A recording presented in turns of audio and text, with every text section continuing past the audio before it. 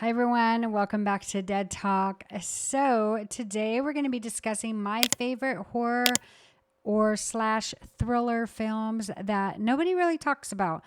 And if you've watched some of my videos in the past, I might have talked about these, so I'm sorry if they're redundant. But this is going to be a list of 7 movies. And how I chose them is just by movies that I'll never forget, right? We watch a lot of horror movies over the years and psychological thrillers, but there's those that stick with us, right? Well, these are the ones that have stuck with me. And so I wanted to share it with you guys. So we're going to get into this starting with number 7 and work our way up to my number 1 favorite underrated horror slash psychological thriller movie. So coming in at number 7 is a movie called Columbus Circle. It came out in 2012, and the director's name was George Gallo. He also directed Middleman. Never seen that, but I really loved this movie. So this movie is about an agoraphobic, I think that's how you say it, heiress who lives in a New York penthouse, and all these strange things start happening around her. But she is afraid to go out of her apartment. And this movie just has this weird, creepy vibe. There's great actors in this movie. Like, the cast is incredible, you guys. It's just one of those movies that just kind of sticks with you. And basically what happens is the more that she starts to learn, the more dangerous going out becomes for her. So if you haven't seen it, you got to check that one out. All right, so coming in at a number 6, guys, just looking down here at my notes, is The Loft. So this movie came out in 2014, and it was one of those that stuck with me as well. It's about a group of 5 friends who secretly share this loft for their extracurricular activities. Some of them are married and some are not, but they share it. They share the key, and one day one of the guys shows up there and finds a woman dead. And the whole movie is about them trying to figure out who killed this girl. You guys, it is so good. I've never heard anybody talk about it.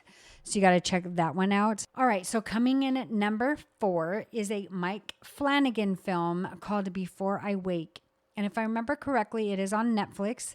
It did come out in 2016, and it is about a foster child's dreams. So his dreams and his nightmares. But basically, what happens is he physically manifests while he sleeps, both reality and non-reality. So it kind of gives me that Nightmare on Elm Street type of vibes.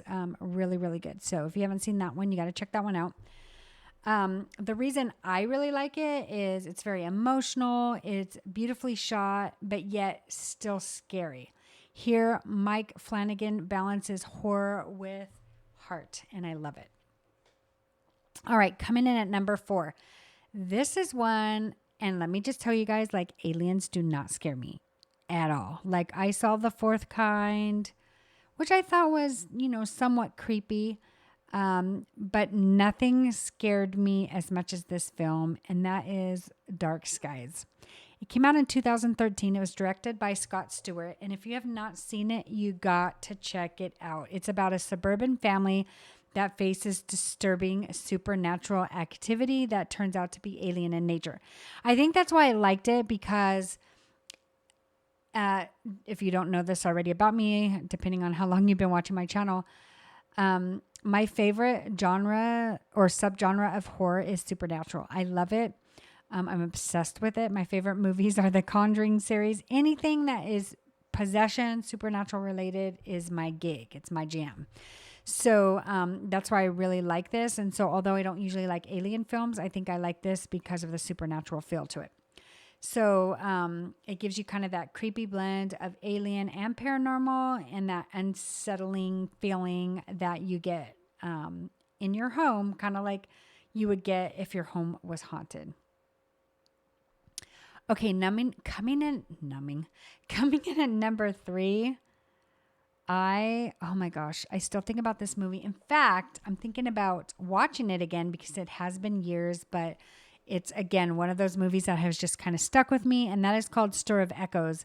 It did come out in 1999. It stars Kevin Bacon. It's directed by David Kopp, or Cope. I don't know how you say it. I could be selling it wrong. But after being hypnotized, a man starts to see disturbing visions in his home that do not stop, and he is absolutely terrified. It's very classic haunted house, but has a great twist in the end. And what really bums me out about this movie is it really got overshadowed by The Sixth Sense because it came out around the same time, but I loved them both equally. All right, coming in at number 2. This one, it could just be because I love haunted houses, haunted hotels. I'm obsessed with going to like haunted places and investigating. And this movie is 1408. It came out in 2007, stars John Cusack, which is one of my favorite actors. But it is about a haunted room at a hotel. So not a haunted hotel, but a specific room at this hotel that is haunted. He is a skeptic. He writes books about it. He does not believe in the paranormal at all. So he goes because he wants to write a book on it and basically debunk it. And what he finds is his worst nightmare. What I really loved about this film is that it's very scary, but there's a lot of emotional ties to this movie that really got me. Like at the end, I actually cried because it was so sad. Like you have to see it to know what I'm talking about, but oh my gosh, it was so sad, but yet so satisfying. This is a Stephen King adaptation. So if you didn't know that, I didn't know that when I first saw it. Obviously, I figured it out later, but this is probably one of my favorites next to it. All right, sorry about that. My lighting went out, so I had to turn it back on. I had to plug it on in. So last but not least, I talked about this on one of my recent films already in the 31 Days of Halloween, and that is Dead Silence. Came out in 2007, directed by James Wan, who did Saw and The Conjuring. And it's about a widower who investigates his wife's death and uncovers a curse of Mary Shaw. It's a ventriloquist who actually haunts through her dolls. Okay.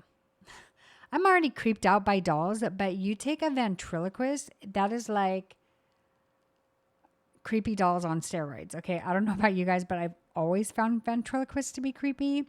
And so this movie does it for me. Like it terrified me and I still watch it to this day and I'm still scared. But the twist that comes in the end is absolutely amazing and unexpected. So that is my number 1 pick, guys. So that's my countdown of horror and thriller films that I feel are not much talked about or underrated.